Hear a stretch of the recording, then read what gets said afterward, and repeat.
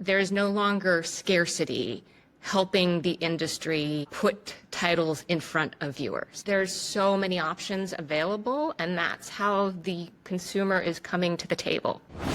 The strategy for most of the 20th century was not to create programming that people loved, but to create programming that was least objectionable.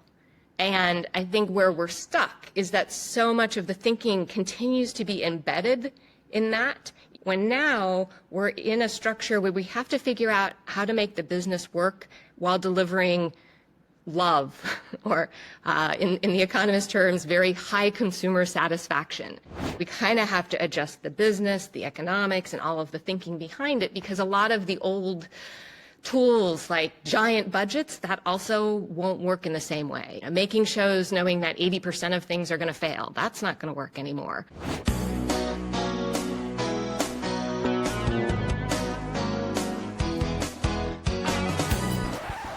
Amanda, you're one of the top experts on the future of media. You're author of The Television Will Be Revolutionised and Media Disrupted, just to name 2 of your 14 books.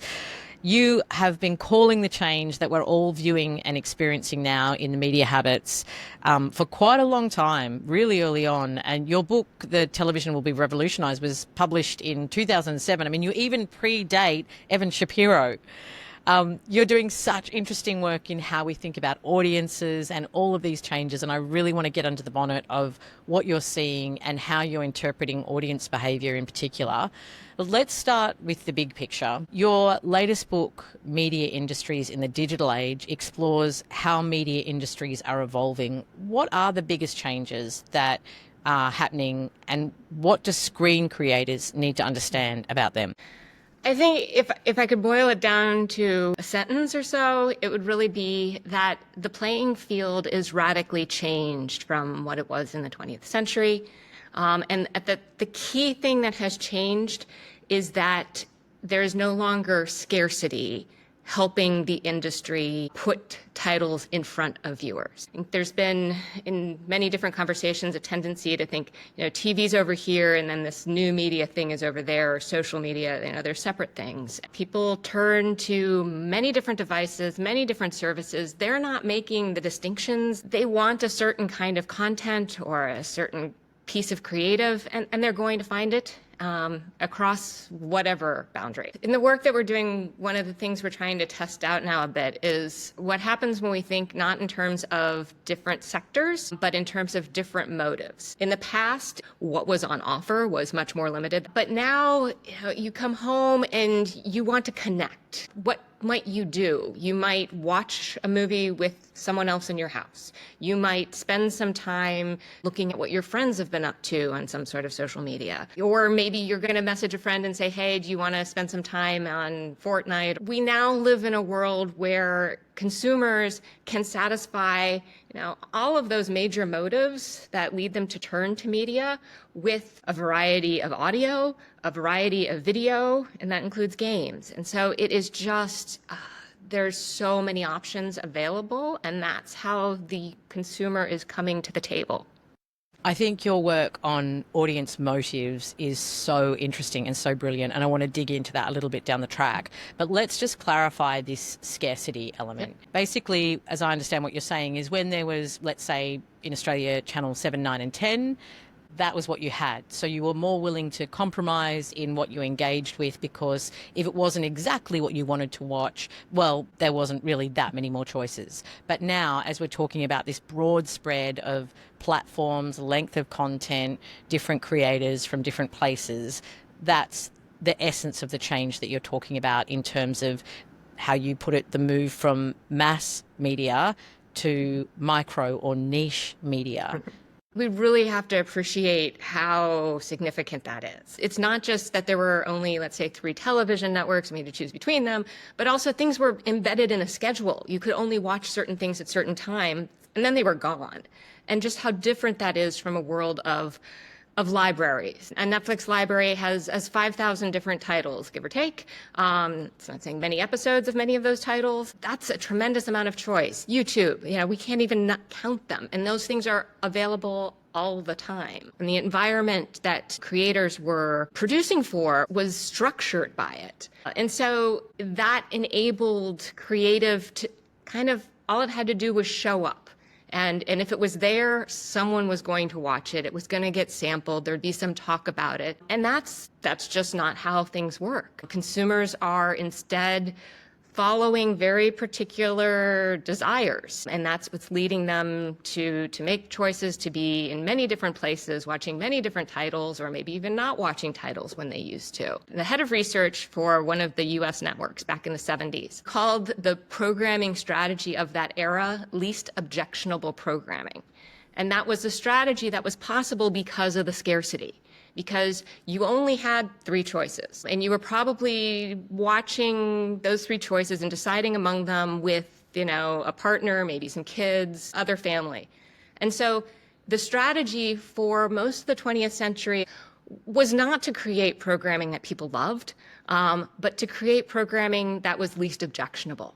And I think where we're stuck is that so much of the thinking continues to be embedded in that, even though, maybe we don't recognize that's what it's embedded in, when now we're in a structure where we have to figure out how to make the business work while delivering love, or in the economist terms, very high consumer satisfaction. That old system wasn't trying to satisfy viewers. It was trying to get to be least objectionable. And that's just a radically different goal. If we look at the programming from that era, one channel might do a news magazine, one a drama, one a comedy. And so there's maybe diversity, but really they're all pitched at the same level. They're all aiming for that broad audience. There's really not that much difference. And what has happened is the business has developed new business models, mechanisms for distribution. In theory, this should be a great thing, right? Is that we've pushed those bounds out. And so it's now possible to make a lot of shows and series that never would have been possible in that other era. The trick, though, is that we kind of have to adjust the business, the economics, and all of the thinking behind it, because a lot of the old tools like giant budgets, that also won't work in the same way. Intentional overproduction, making shows knowing that 80% of things are going to fail. That's not going to work anymore. That's how it worked for a really long time. But we need to recalibrate those to the current conditions, which are really quite different. That's so interesting. That's so true. And I think the language that you use around that mass media, those shows that used to get millions of viewers, it is becoming increasingly rare and maybe even belonging to the domain of sport. And now, as you say, it's the rise of this micro audience. Can you tell us more what those definitions mean for you? In Australia, we saw something incredible in 2023, which was with the Matildas World Cup games. We saw a size of audience that honestly no one thought could exist again. On the rare occasion that a drama makes a most watched list, it's still hitting a small fraction of what, let's say, a middling title did years ago. We did a talk for the government at the end of last year, and we started with some scene setting. So a slide with data from 1996, followed by one from 2023. So in 96, the top 10 broadcasts for the year ranged from a 2.2 to 3.3 million viewers. And that list of 10 included a mix of regular drama, Hollywood movies, sports, and news. In 2023, we actually ended up using 2022 because 2023 was so odd because of the World Cup. But in 2023, in the top 50, so 5 times more, there were only 2 dramas. An episode of Vera that had a 1.4 million, and an episode of Home and Away that had 1.35. And that is with a population in Australia that was 31% larger than in 1996. So the math on that is that that was roughly 5% of Australians watching the most watched drama episode in 2023-24.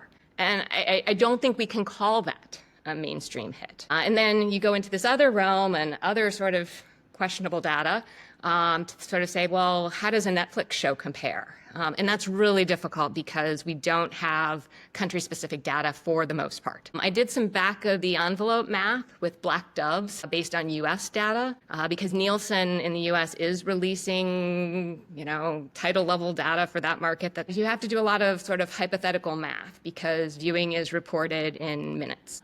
But if you sum the minutes of Black Doves that was watched over the first 3 weeks of release in December, you end up with the idea of roughly 7 million viewers could have watched the whole thing. Okay. So 7 million viewers is 2% of the US population. So again, not mass. There's all kinds of caveats to that math because probably everyone didn't watch every episode. Maybe a bunch of people watched the first one, but that's still not the point. The point is that we are a universe away from what was normal in the 1980s. So can we talk about the cultural implications of this? Because stories, as we know, are part of how we identify ourselves as humans and then as countries. And, you know, if we don't have those big shared culture moments anymore, or certainly not with the same regularity, what implications does that have for society in terms of these micro hits? I think in some ways we might be seeing parts of that when we look at topics like polarization. You can't make people watch things they don't love anymore. Maybe we're not all going to watch the same thing at the same time. I think if you have the right story and the right cultural moment, you might be able to accomplish that, but it's not a regular strategy. It's really going to be much more difficult for the storytelling to break through. With this change in audience habits, how can creators rethink their approach to finding and engaging audiences? You know, I think where we are right now is, I think the audience that we need to talk to are the commissioners, maybe more than the producers. I think really stepping back from how things have worked and what kind of shows have worked and what the priorities have been historically, and thinking anew about why it is that different audience groups might turn up for a show, you know, what would motivate that viewing might help. I think one spot where I see a disconnect in reading what a lot of the conversations within the industry sector and often what television critics or people who opine publicly about television say, the way that those people assume television or series viewing fits in humans' life, it's just not very realistic. Like, if it's your job to write about TV, I get that you are watching the thing as soon as it comes out and you're, you know, front to back and you're thinking about it all the time. But most people have very busy lives. And the only space, we're talking about a thing that is part of their leisure. We're on that churn of a schedule where if it debuted this week and you didn't watch it, well, then you must not want to watch it and we're moving on. And so I think being aware of the actual pace of consumption for normal people is part of figuring this out. And then also recognizing, you know, what are the conditions under which people come to view? And so going back to those motives a little bit, connection is actually a really big one. And I think because the streaming service moment came just after social media, and social media is so individualized that we kind of came with the same mindset. But from our survey of a representative group of Australians, slightly over half of all movie viewing is done with someone, and almost half of series viewing is done with someone else. And if your motivation is to spend time with someone, and you're using series and you're using movies to have that connection, it might mean that you are setting aside your personal loves and preferences. Most of my viewing is done with someone in my household. And I have two teens with very different tastes. And so we have certain shows going with one, certain with another. The shows that I can watch with my partner, that's yet another category. And then on the occasion that I get to watch something that I want to watch that none of those people will want, you know, I'm often, you know, months behind on those. And so thinking about not just making shows, but what are shows that different configurations of viewers can watch together? And sometimes we have a really bad day and we just want to escape. You know, that's a kind of program. You know, like, is this an escape drama or is this an enrichment drama where, you know, I need to be very focused and I'm going to be learning about something as I go? Recognizing that those are the underlying need states that viewers come when they're making a selection now, in this day and age. Now, they're not just turning on the TV. That doesn't happen. And so thinking about what needs will I deliver by giving this to an audience. Absolutely. I mean, there's so many interesting things in what you said. Just to pick up on your earlier point, we're still weaning ourselves off that overnight 7 days sugar hit of a show being released. I know certainly when I was at SBS, 28 days and 90 days were growing, but they're growing within the networks, and I still wonder if sometimes there's an expectation that those views happen fast, which is what you're saying, and that in terms of success, we do need to look at long tails more considerably. We've still got that 16 to 39, breakdown of demographic. But your point, which is so interesting, is really talking about the why of people are watching, and that maybe we need to start thinking about creating content with an audience need in mind. Just to repeat some of them that you said, connection with another person. So a show could be really made around a co-view. You also talked about escapism, like this is a show that's meeting that need. So what other needs are you talking about in terms of how we can start thinking about creating an audience connection to our work? We've been using the word enrichment. We've been trying to break down a historic way of thinking that puts entertainment on one side and information or news on another. Because what we find is that different humans want different things. And now we are in an environment where they can get whatever they want. When we ask a question like, if you had 2 hours of leisure to do whatever you want, what would you do? And, sometimes for, someone with a mom with young kids, like I would lock the bedroom door and I'd turn on a movie and I'd have all the snacks and I'd be all by myself, right? Okay, so that's one motive.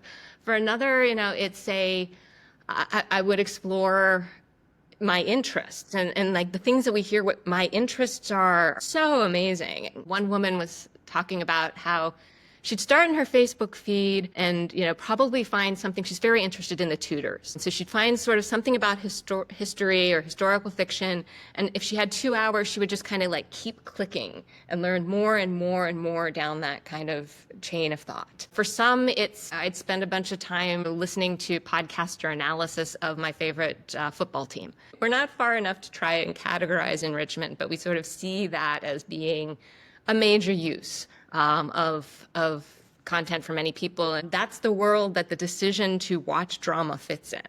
Another thing that you've picked up on there, which is such a big issue now, is discoverability. YouTube is one of the biggest search engines. And I think the ability to search for that niche content and meet that need that is specific to your interests is so good on YouTube. What are you seeing with discoverability on the streamers and the limitations there potentially? I think that's a good question because I think that's one of the reasons we're a little stuck at the moment, because I think the streamers at this point have pretty much fallen down. I use a lot of services at different points for different reasons. And I honestly, Netflix is the only one that consistently delivers things that I'm interested in. And they haven't really innovated, at least apparently in a decade. And when I say I'm interested, like I feel like I'm not seeing the same thing that probably everyone else is seeing. Like that's how most of the streaming interfaces do feel. And I think it's hard to pull apart what is discovery and tools versus what is a problem still in strategy, in commissioning and licensing. Because I think that also, that least objectionable programming thinking is still dominating in, let's say, a lot of the Hollywood streaming services. With the exception, I think Disney Plus is a good illustration. I know there I can find the things I'm often going to like if I go to the Star vertical. I know that's where the FX programs are. I know that's a brand that I'm familiar with and that tends to match my personal tastes. But I do have to work a lot harder on Netflix to find things that match my taste. Also, you have to be kind of creative to use the profiles to meet needs. Like instead of having your profiles be the different members of your household, having the profiles be the different connected viewing sections that you have. Like, so I have mine. I have a separate profile for when I'm Professor Lotz and I'm watching things I have to watch for work and I don't want it to mess with things I like. But then, mom and daughter, we want things delivered for, that kind of bring, what are the things we've watched together that we've liked? You put your profiles in according to those different needs that you have in your family. That's how we have cultivated them. So they do have individual human names. After a while, we realized that most of the time we were watching not as individuals, but we needed them in these collectives. But that's a thing that the streamers should have been across. I think there's a lot that could be happening in discovery that isn't. You're very right. To the degree that YouTube is winning right now, that a lot of that has to do with it being a space where people can find what they're looking for much more efficiently than anywhere else. Evan Shapiro has famously said, data is the new oil. What are your thoughts on data, and how aware of it should creatives be? Like, is there a sweet spot between creativity and data, or are they just two things that have to stay far away from each other and hopefully intersect at some powerful points?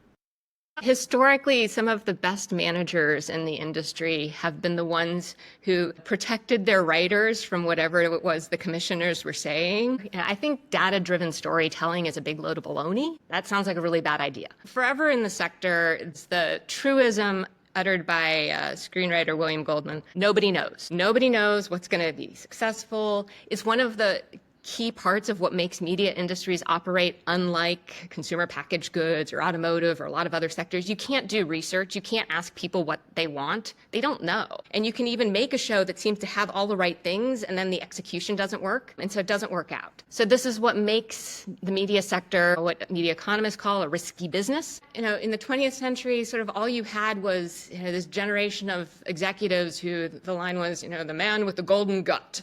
He just knew, and it was always a he, what was the right show. And that was experience, but nobody knows. I think the data can help a bit in that space, right? I think the data should be able to help commissioners see what might be unexpected patterns. That, people who like these kind of shows also like these kind of shows. Maybe we could think about what it is that those things have in common and why. And so some of the early reporting around Netflix, around the idea that they could identify taste clusters, that made sense, that they would, given how much data they have, that at scale they would be able to see some of those patterns and perhaps out of that recognize that there were audiences that were being underserved by historical legacy norms and ideas of what people want. I think if we're shifting from a world where we had a lot of intentional overproduction because nobody knows what will work, to an era of more targeted content to different sensibilities, trying to make things that different groups will love. The commissioners aren't really clear what the strategy is, and so they're not yet telling or providing good guidance to creatives who are coming in with ideas or telling them what kind of ideas are they're looking for. And there's just not there's a lot of generalization.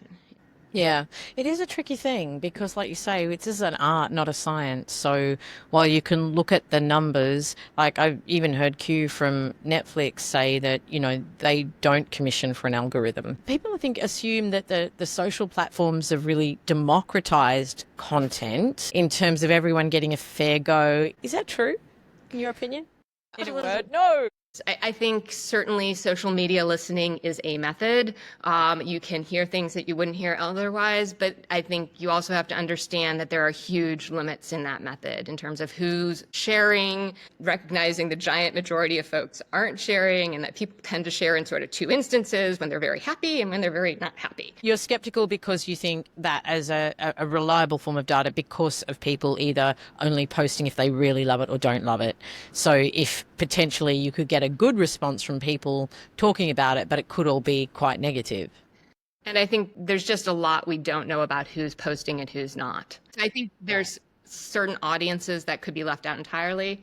But also going back to the democratic question, we still have kind of two primary business models that aren't really about democracy. But, advertisers don't love everyone equally. And so they're not trying to collect attention equally. So that's not at all democratic. And at the end of the day, subscriber-funded services are preferring people who pay and who can pay. So they're also not going to prioritize everyone in a way that a word like democratic might suggest. From a storytelling perspective, what genres or formats do you think are thriving in this new era? Are there any trends that you're seeing emerge?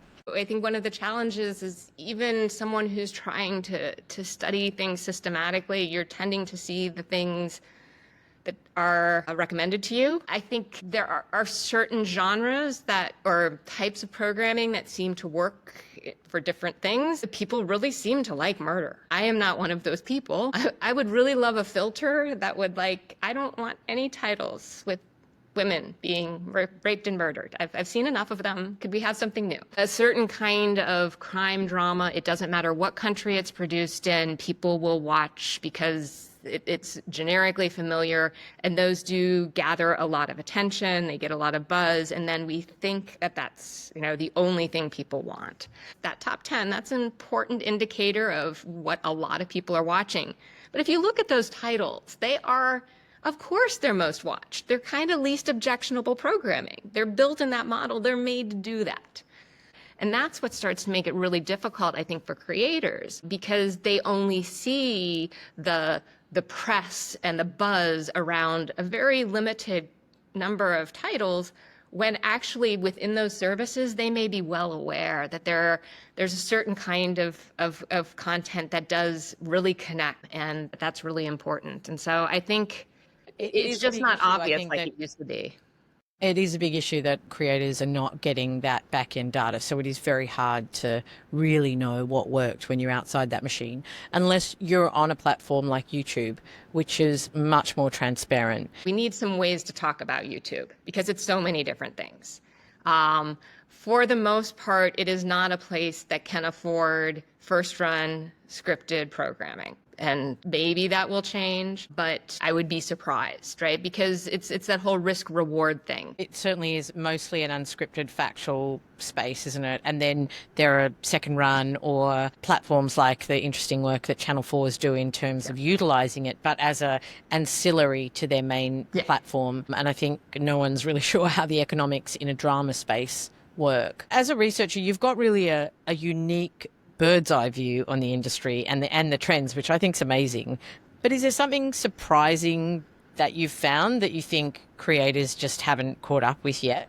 Yeah, I've talked a bit how the hits aren't hits. I think that's part of where some of the dissatisfaction and frustration comes from, is that if you're number one or you're on the top 10 in Australia, you think that's actually a big number, and I actually don't think it is. These titles just aren't the phenomena they once were. So I think that's a big piece. I think we used demographics in the 20th century because they were what we had, things like that 4-quadrant in age and gender. But that doesn't actually really dig into what people love. And so I think that is a thing that could be understood better. The government keeps asking, what services do you subscribe to? How many do you subscribe to? How much time do you spend on them? Which are interesting data points. But we ask value. What would you miss the most? Or what is the most important to you? And I think that's a question that gets at love. And it might be that the thing that you love the most isn't the thing you're watching the most, but it's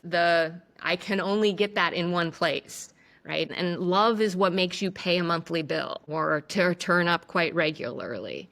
And so I think shifting our thinking from trying to get the most of any kind of attention to what do we need to do to be important in people's lives, there's something there. Yeah, it's such an interesting distinction, because we have to wean ourselves off that sugar hit of wanting, 1 or 2 million viewers on something, because that is very unlikely to happen, and start thinking about how do we tap into powerful niches. And a word that I hear you using a lot in your work is satisfaction. Like, if people are satisfied with the engagement as to what their expectations are, then that actually creates a loyalty that will keep paying that monthly fee or will keep turning up.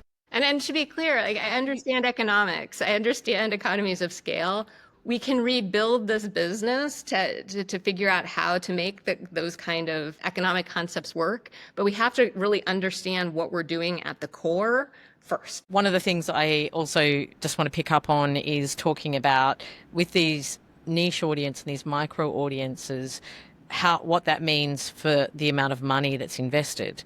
Like, there's no business model that works where you overpay for a product that is not getting those big numbers. What does that mean in terms of the cost of making television in the future? Obviously, prices can't keep going up and budgets can't keep going up, and actually probably should come down. I don't know if this parallel works perfectly. One of the interesting things that happened in the COVID period, when all of a sudden there's just a whole lot more Zoom, and all of a sudden you are seeing things on Zoom on ABC Nightly News and things like that.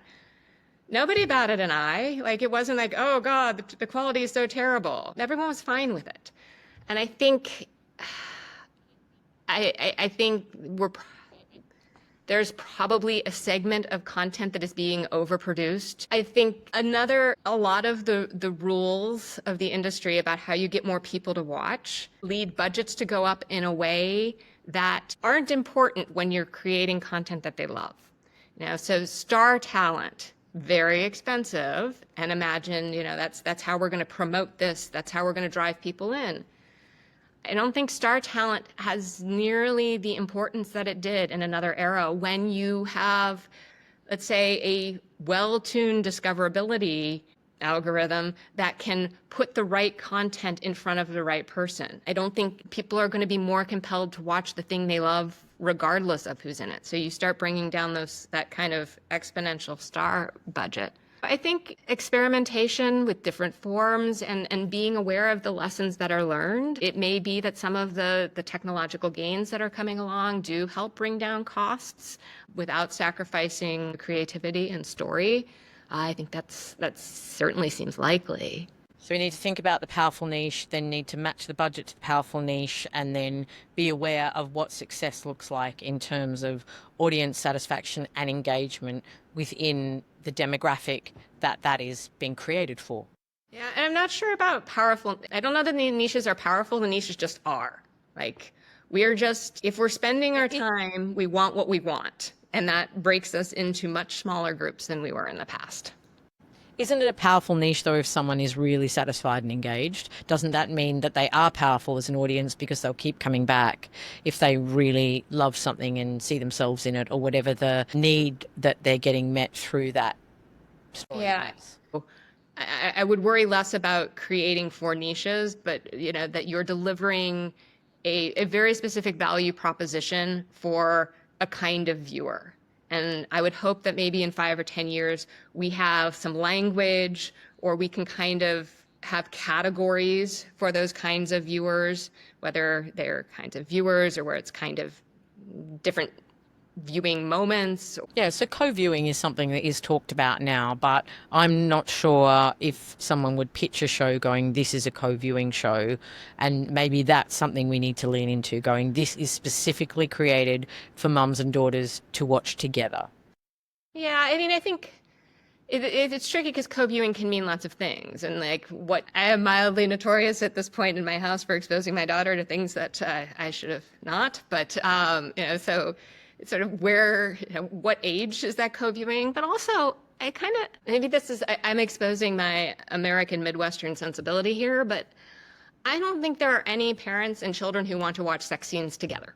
So, so that's a thing that limits co-viewing. From your research, what is the impact that AI is having and is going to have on the screen industry, screen technologies? That is a conversation we're having around the university a whole lot these days. I think a lot of times we're talking past each other because AI can mean so many different things. I regard them as tools. And so they're different kinds of tools that are going to be useful in different cases. I suspect that the advances in dubbing and affordable dubbing that we've already had a significant internationalization of the business. I suspect that's going to happen to a bigger degree. And in many places it's already happening, but that actually, to the degree to which the markets are no longer national but global, it means how much drama do we need in the world? It's next level globalization. I don't think that's not automatically a bad thing. I think we have several conglomerates that have a very different mindset about global and local than we did 40 years ago. Netflix is producing in a lot of places that aren't the US, but is it just that they're making things that they could have made in the US. So that's a different thing. So remaining aware of that.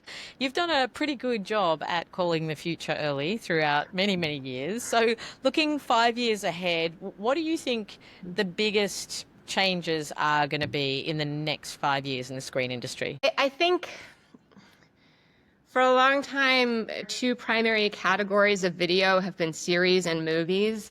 And I think that's going to diminish. It already has in some ways. Consumers don't experience them as radically different other than, in terms of length. And so the businesses behind them are likely to, become more connected as well. Is it a 2-hour story? Is it a 4-hour story? Is it a 6-hour story? A 10-hour story? They're stories of different length, but increasingly the way they're produced, the way they're marketed, it's not that different. The other big thing that seems possible is that discovery improves and that this new world becomes easier for viewers to negotiate. And I think part of that is likely to be fewer services or fewer services that are all trying to basically do the same thing. That's just not going to hold. And so it might sound harsh to sort of say, expect 3 or 4 streaming services that we have now will be gone. That doesn't mean that there won't be others, but I think perhaps that will make room for others that are doing more specific things.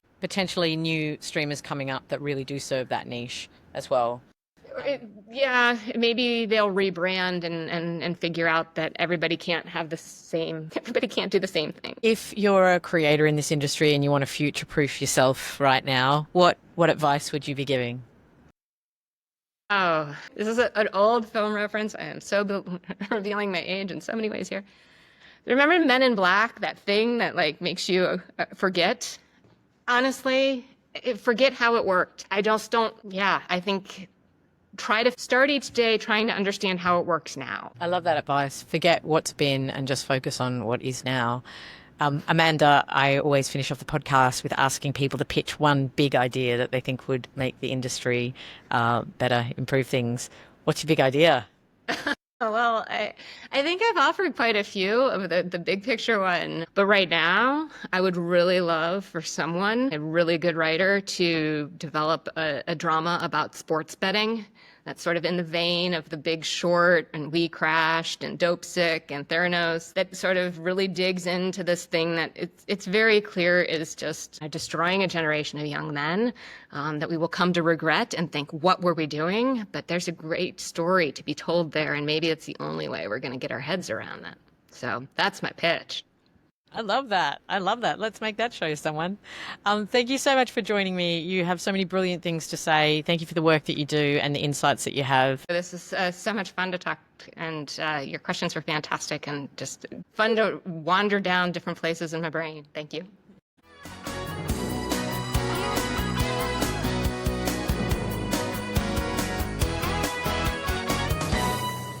We Interrupt This broadcast is recorded on the unceded lands of the Bunurong people of the Kulin Nation and the Kaurna people of the Adelaide Plains, and we acknowledge them as the traditional custodians and first storytellers of these regions. Always was, always will be.